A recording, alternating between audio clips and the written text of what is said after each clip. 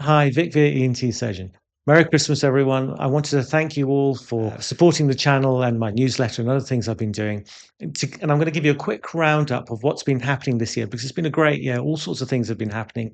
But also, I want to tell you what's happening in the future as well. Finally, after 5 years of trying, I managed to get in our hospital, the Royal National ENT Hospital, and also Queen's Hospital, Romford, the Inspire hypoglossal nerve stimulator to be available for free on for NHS patients. And it's been great. I've got, I think, 14, 15 implants lined up to be ready to go soon. So hopefully we find some space for them. And just recently we've started implanting the Nyxoah Genio device as well. So it's not the Inspire device, which is a bit like a pacemaker that sits here. But this Genio device sits underneath the chin like this as a chip, which stimulates both nerves. They've actually got both pros and cons to each of them. And I'm going to do a separate 3 videos about that. There's a video about the Inspire device there and a video about the Genio device there. These were done, I think, 4 years ago. So it feels like a really long time on this channel. Um, but I'm going to update those 2 videos. So because new data has come out, new trial data has come out. So I want to talk about those 2 separately and then do a third video where I'll be talking about how they're different from each other, the pros and cons of each. So hopefully, sort of like a head to head between the 2. On top of that, I know I've skipped ahead a little bit, but hopefully in the year coming in, I'll be able to give you more information about this new implant that I'm designing with an American company. You don't need an operation as such to implant this thing, and it allows you to target the individual problems in your throat. So if you've got a sidewall problem, if you've got a tongue problem, or if it's another issue altogether, you can target those individual nerves or muscles with multiple little tiny implants everywhere. And I'll tell you about that when I'm allowed to tell you more about that. Also, this year, I was really honored to get some awards. I'll stick a photo or something of me standing there with a little Oscar or something from YouTube and Doctify. And I've also been made a professor recently by an academy university in India. And the idea is that I go over there and help them set up a sleep surgery department in North and South India, hopefully also Dubai as well. One of the other things I'm quite proud about this year is I wrote this book, a book about tonsillectomy. It tells you all about the things that people worry about in terms of tonsillectomy, the operation, how do you get over the pain, the risks, the side effects. Also, people worry about their immune system, how it may be affected by having your tonsils out. It's all in this book. You can get it online. I'm going to hopefully soon, because I'm rewriting it at the moment to make it sound better. I've had a lot of comments come back and I'm trying to change it. So all the people who have bought the book already online, the digital version, I'll be sending them the new second version for free. And also, hopefully, I'll be able to put this one on Amazon soon as well. On top of this book, I'm now getting to the bit of a writing bug now. So I'm writing other books as well. I'm in the middle of writing a book about how to prepare yourself for an operation, not just ENT operations, but all operations, what you should be eating in the days coming up, what pills and medications you should consider stopping, all sorts of things for how much exercise you should do and how to stop you losing an awful lot of muscle wastage afterwards.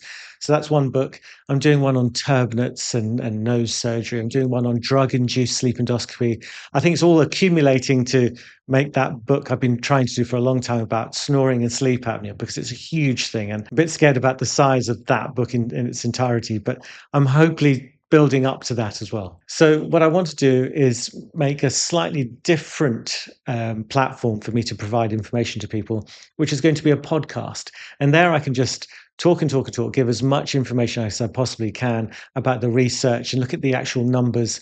So I don't have to breeze through it like I do on YouTube. And again, it'll be free and all that sort of stuff. And I haven't worked out quite how to do it, but I'll probably just put it on YouTube here. So there'll be an audio sort of podcast version of this as well. So fingers crossed that will work. And if you're interested in this podcast idea, please write in the comment section below here about any questions that you want me to cover or any topics you want me to cover in this podcast, because I can go into a lot more detail and I can talk for a lot longer and tell you the actual stats for each thing, whereas I can't really do it on YouTube because the video just gets cut because people get so bored of it. But if you're interested in that level of detail, hopefully I'll put it on that. I think last year I did a Ask Me Anything video. So again, if you want me to do a video where I answer your questions. Or some sort of brief answers on questions, then I can do that. So again, put them in the comment section below, and I'll try and make a video of that as well as a part of the sort of Christmas thing, vibe, whatever. Few things I'm setting up in the new year. I'm going to try and start up a sleep MDT, which is basically, I think it's going to have to start off privately first because I can't get any headway on the sleep side of it on the NHS.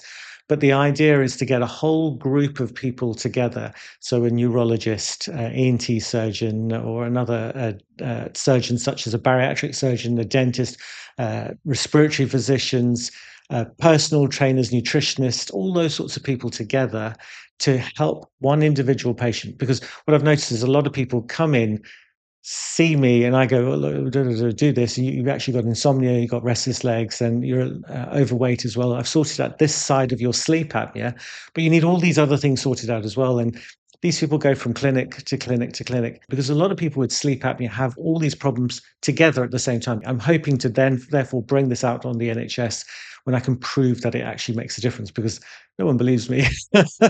But I think it will help people rather than me just fixing their AHI. I think people are not just AHI, as I've said hundreds of times on this channel. It's not just sleep apnea. People have hormonal problems, testosterone problems. They have diabetes, high blood pressure. All these things need to be taken into account to get their health as a consequence of sleep disturbance to be improved. Actually, I'll do another video on that because there's a lot for me to talk about that. I'll do it later on. And also coming up is my pillow design. I'll try and put some secretive looking pictures here for you. Um, it's really close. We're on the second or third, maybe fourth prototype now. We're really close to getting the head section sorted out because it's not really a pillow. I call it a sleeping system, where it helps you sleep on your side in a three-quarter, so you're sleeping into the pillow.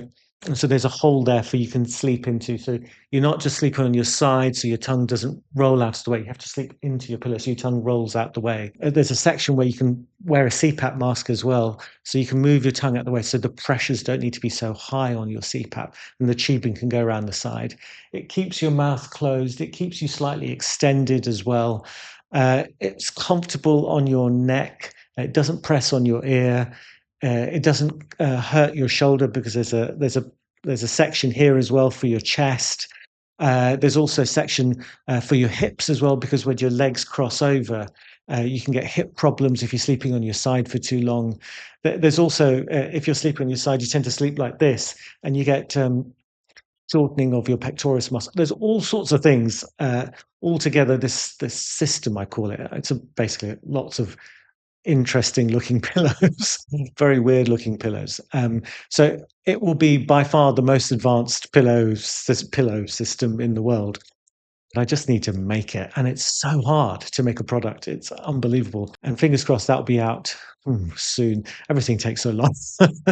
Anyway, that's a bit of a roundup. I hope you enjoyed it. Take care. Bye bye.